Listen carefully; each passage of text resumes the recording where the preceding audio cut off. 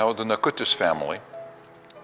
In the photograph, the mother standing is Borbara Nakutiene, and the children standing next to her are Pranite, Alfonsas, and Gražinutė. They were deported to Zalari in Irkutsk Oblast near Lake Baikal. Her husband, Juozas Nakutis, was deported 300 miles further to Teišet. The first letter is written by Gražinutė, who is a fifth grade student. The letters were sent to Mykolas Nakutis, who was living in Sydney, Australia. Gražinutė Nakutytė.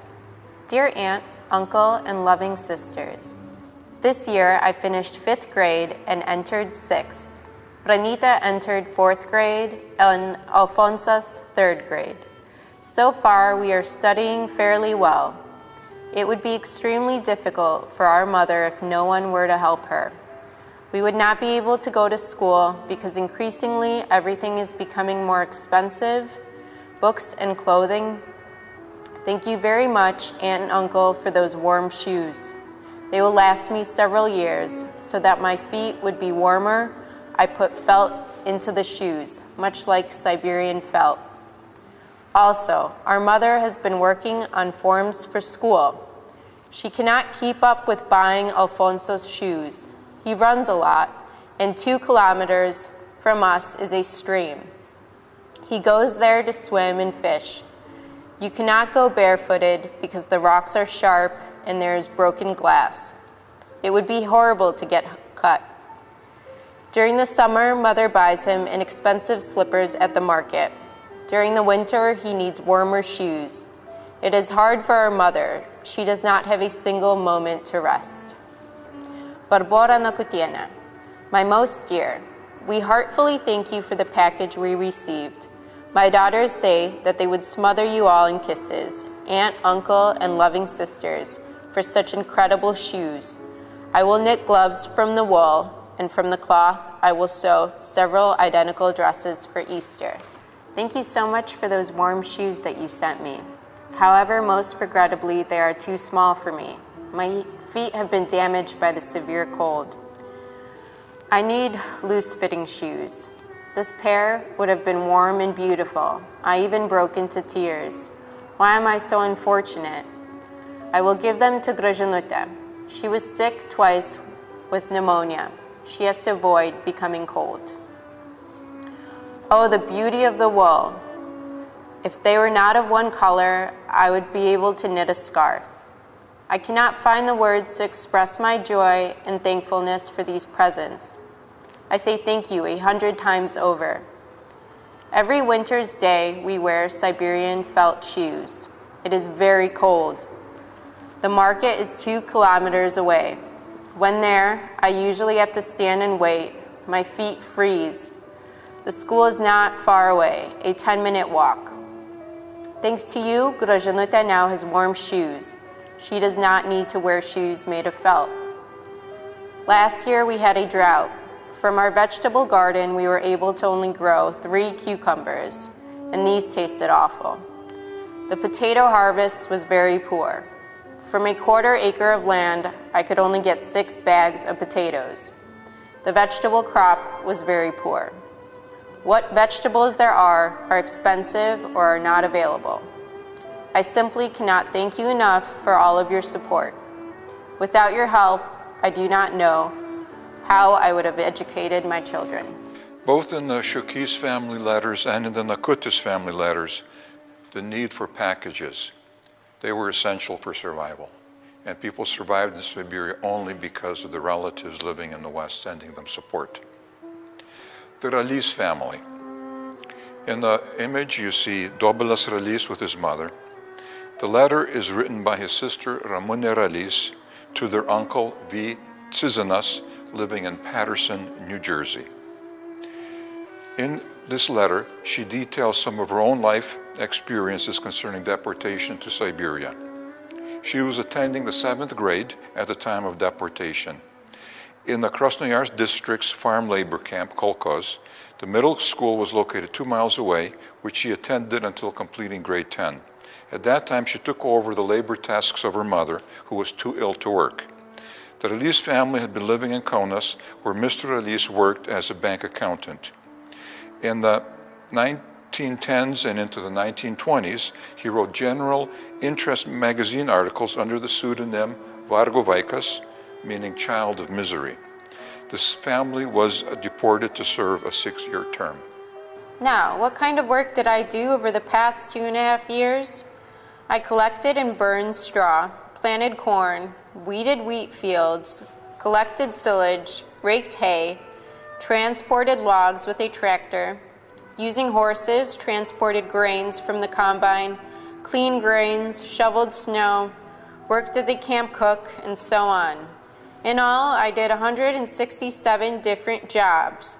While working as a camp cook outdoors on September 11th, I caught cold and came down with inflammation of my nervous system. I was sick that entire winter. My back and sides hurt very much. It was only during the spring that my health returned. Ramune Release suffered from viral meningitis. Upon returning to Kaunas, the Release family was allowed to live in the house that they previously had owned, but only in a portion of the basement. Mr. Release died within a year of returning to Lithuania. He was 66 years old at the time of deportation. Mindaugas Gedvilas, letters from him. He was deported to the Yakutsk region of Siberia, and he wrote many letters to his uncle Bronius Gleveckas, who was living in London, England. During the war, Mr. Gleveckas had been apprehended and incarcerated in a German concentration camp.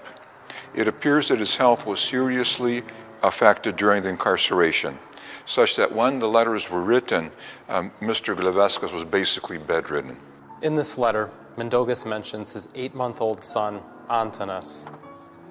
Antanas is healthy, he's able to sit, and several teeth are starting to show.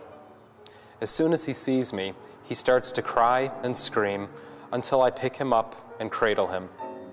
Once held, he smiles, gazes at everybody, sings, and acts haughty. He's starting to make babbling sounds. This 8-month-old wrote a letter using a crayon to his foreign relative. Dear Uncle, I am sending you warmest greetings for the upcoming celebration. With kisses, Antanas. It appears that infants born in Siberia were very precocious. Aldona Gedvilienė. In this letter, Aldona Gedvilienė is writing to her husband's uncle, Bronius Gleveckas, who is living in England. She lists items that she received in a package: 2 men's sweaters, 1 woman's sweater, 2 pairs men's wool socks, 1 pair of men's shoes with fur lining, a men's jacket, 2 pairs of men's gloves, 1 pair of women's gloves, 1 thin scarf, 2 warm scarves, and a woman's wool suit in gray and white colors. Elena Lozovskiene. Elena Lozovskiene is writing from the Yakutsk region of Siberia, searching for her sister Ona. She had received 1 letter from Ona 3 months earlier. She had written to the indicated address on Griffin Park Boulevard in Los Angeles, but received no reply. She was given the address of Bronius Gleveckas living in England by a relative of his. In this letter, she is asking for his assistance in locating her sister. Given the massive numbers of deportations, deaths, and the fleeing of individuals from Eastern Europe, very many families were separated.